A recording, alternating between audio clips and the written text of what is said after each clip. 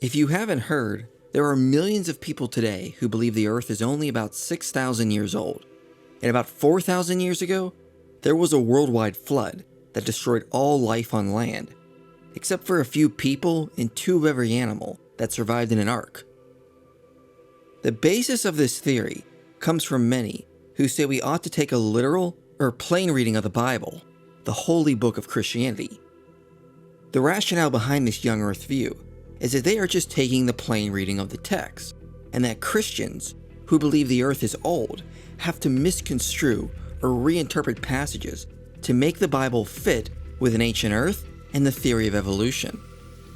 But what many young Earth creationists don't realize is that there are several passages within the Bible itself that create problems for the young Earth theory. Meaning if we took the plain reading of the text in many places, it would actually contradict the view that the Earth and the universe are only about 6,000 years old. These are the top 10 biblical passages that create problems for the young Earth theory. Number 10, Genesis 17:17. Genesis recounts the story of Abraham and Sarah, who were old in age and had no children of their own. God appears to Abraham and says he will have a son in his old age, and then in Genesis 17 it reads, "Then Abraham fell on his face and laughed, and said to himself, 'Shall a child be born to a man who is 100 years old? Shall Sarah, who is 90 years old, bear a child?'" So Abraham thinks it's biologically impossible for someone past the age of 100 to have a child. But this seems to contradict the ages of his ancestors, also known as the early patriarchs, who were supposed to live for hundreds of years and have children in their old ages. According to the Masoretic dates, many of Abraham's ancestors were supposed to be alive when God made this promise to Abraham in his 100th year, and his ancestor Eber supposedly outlived him. So shouldn't Abraham's reply to God have been that many people alive are having children in their old ages? So having a child at the age of 100 is perfectly normal. More importantly is the fact that based on what Genesis 12 says, Abraham's own father Terah would have had to have fathered Abraham at his own age of 130. So shouldn't Abraham's reply to God have been that having a child past the age of 100 is perfectly normal? After all, his own father had him when he was 130. The whole episode in Genesis 17 implies Abraham didn't know of anyone, his own father included, who had a child past the age of 100. And this would imply that when Genesis assigns high ages to the patriarchs, it is probably not their literal ages, but symbolic numbers for theological messaging.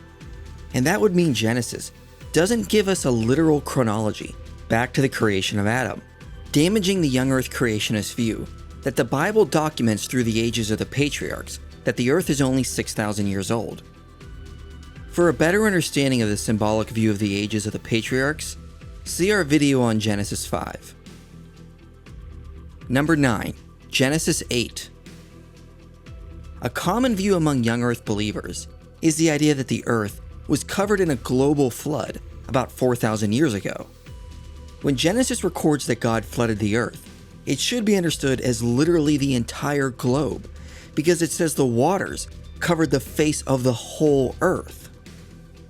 But there is a problem for this view within Genesis 8. Verses 4 and 5 say the ark came to rest in the mountains of Ararat or Aratu, and the tops of the mountains could be seen at this point. However, later in the chapter, Noah releases a dove and it returns to him because the waters were still on the face of the whole earth. But didn't verse 5 say the tops of the mountains were seen? So verse 9 cannot mean the waters were literally covering the whole earth, implying the entire flood account might be hyperbolic in its description of the flood, and this would mean it was not literally covering the entire globe, but just a regional area. This is also supported by verse 13, where it says the waters dried from the earth. But this obviously cannot literally mean the entire globe, since most of the surface of the earth is still covered by water. So it appears the flood account is describing the flood hyperbolically. It doesn't necessarily teach the entire globe was covered. Number 8. Genesis 2:24. Young Earth creationists are often proud of the fact, and almost go so far as to brag, that they just take the plain reading of Scripture and don't have to reinterpret anything. In my debate with Ken Hovind, I asked if he takes all of Genesis 1 and 2 literally, and he replied, I have a question for Ken on Genesis 2. Do you take the entire chapter of Genesis 2 literally? Absolutely. But this is actually impossible, because Genesis 2:24 cannot be understood literally. After Adam is introduced to Eve, it reads, "Therefore a man shall leave his father and mother, and hold fast to his wife, and they shall become one flesh." Since married couples are not sewn together, this obviously cannot be understood as literal. Some young earth believers try to get around this by saying it's a reference to procreation and the act of making children. But that would mean they interpret the phrase becoming one flesh metaphorically to mean having offspring, since the text does not literally say to make children. Verse 24 is obviously metaphorical language, but that means the text of Genesis 1 and 2 could also be using other metaphors and was not meant to be entirely literal. Number 7. Genesis 3:22. Genesis 3 recounts the fall of Adam and Eve in the exile from the Garden of Eden. Young Earth creationists believe before this there was no death, because God made everything perfect. So Adam and Eve would had to have been created immortal, and the fall resulted in their bodies being made mortal, and consequently, death came as a result. However, Genesis 3 never says their bodies were changed or transformed to be mortal. God curses the ground, but never places any curse on their bodies. In fact, all he does is bar them from the tree of life. Verse 22 reads, "Then the Lord God said, Behold, the man has become like one of us in knowing good and evil. Now lest he reach out his hand and take also of the tree of life and eat, and live forever." The implication numerous scholars have pointed out is Adam and Eve were already mortal, and the only way they obtained immortality in the garden was eating continuously from the tree of life. To make them mortal again, all God had to do was prevent access to this sacred tree. But that means humans were already mortal before the fall and were only granted immortality through a special fruit, not because they were created with immortal bodies. This is also supported by the fact that Adam is called dust, which is an idiom in the Bible to denote that one is mortal.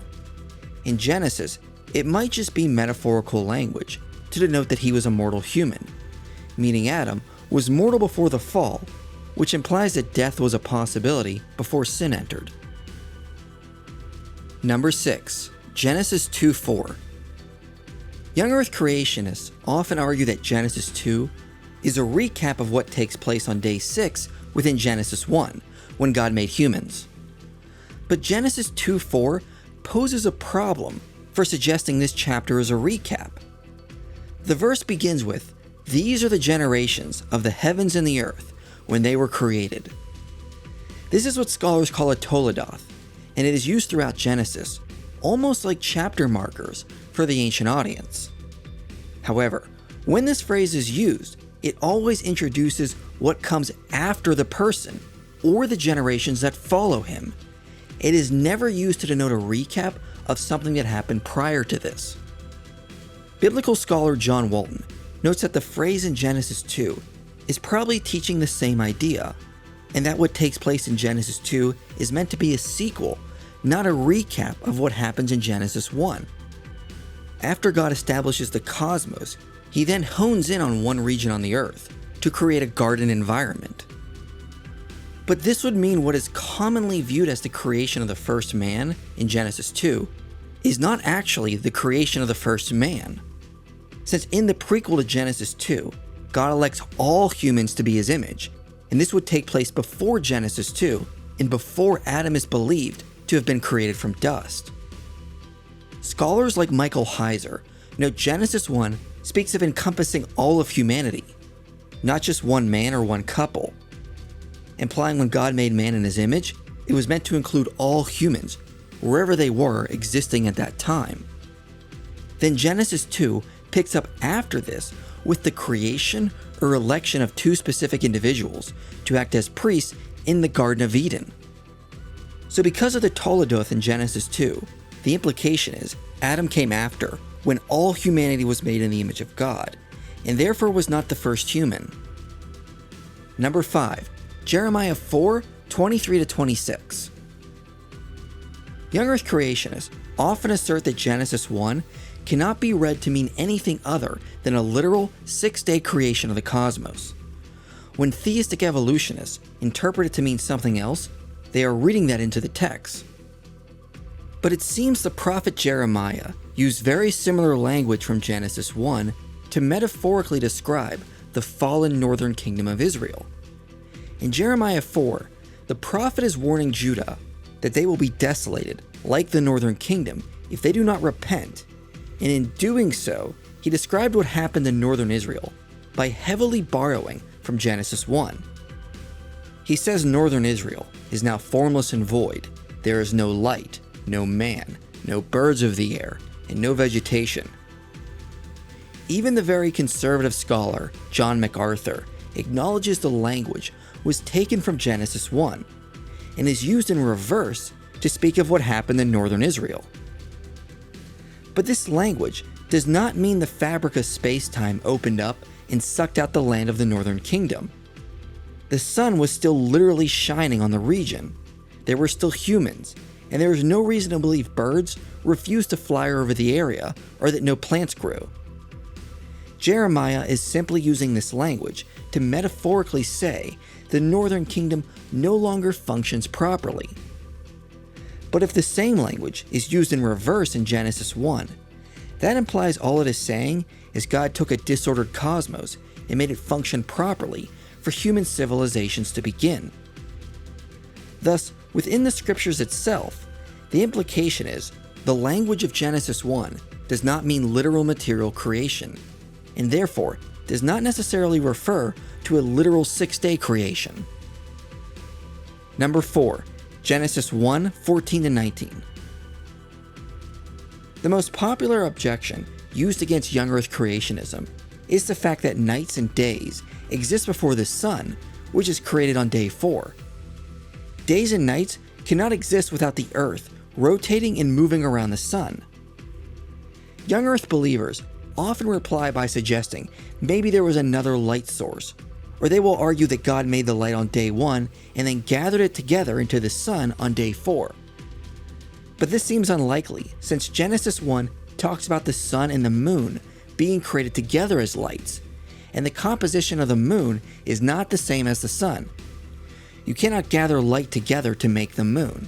It only reflects light from the sun. Also, you just cannot separate the sun into pieces and have the same resulting chemistry necessary to provide sunlight for plants, supposedly created on day 3. This whole response from young Earth creationists is simply contrived and ad hoc. A more likely explanation is the sun and moon are just elected to serve as signs for seasons and for days and years, instead of being materially created. And this is what Genesis 1 is actually saying. Number 3. Genesis 1:28. As noted before, young Earth believers say before the fall, the Earth was blissful and perfect, with no death or suffering. But Genesis 1:28 suggests the opposite was true. Humanity is told to subdue the Earth and have dominion over all animals. In Hebrew, these words are extremely harsh. The first word is used of war conquest and enslavement. The second word refers to ruling harshly over someone, or oppression. So God is telling humans to make a warlike conquest on the Earth because it needs subdued, implying the Earth wasn't perfect, and humanity was elected to transform the Earth into a better place. But to do that meant tackling the harsh environments forcefully. The scholar Joshua John Van Eat notes the use of the second word for ruling over the animals seems to suggest humans had the right to use animals for any purpose, like food and clothing, implying they already had the right to kill and eat animals. But this means the command from God implies the Earth was not a perfect, blissful creation. Instead, this verse implies the Earth was chaotic and needed order brought to it. Also, humans seem to be given the right to kill animals, implying death was already in existence. Number 2, bara. Number 2 is not so much a passage, but the use of a Hebrew word. Many young earth creationists believe this word refers to God creating out of nothing, and it is used frequently throughout Genesis 1. But looking at how the word is used outside of Genesis 1 implies bara doesn't necessarily mean creation out of nothing. It might not even refer to material creation at all. John Walton has done a full semantic analysis on the word, and he points out the word never necessarily means creation out of nothing, and there are several times it cannot mean that. In Psalm 51, the author uses bara to ask God to make a new clean heart within him. This obviously doesn't refer to the creation of a new material heart out of nothing. In Isaiah 65, it refers to electing Jerusalem to be a place of joy. In Isaiah 43, it refers to creating the nation of Israel, which came about over time and through natural processes. In Ezekiel 21, it refers to making a sign. It is even used to refer to David not eating food.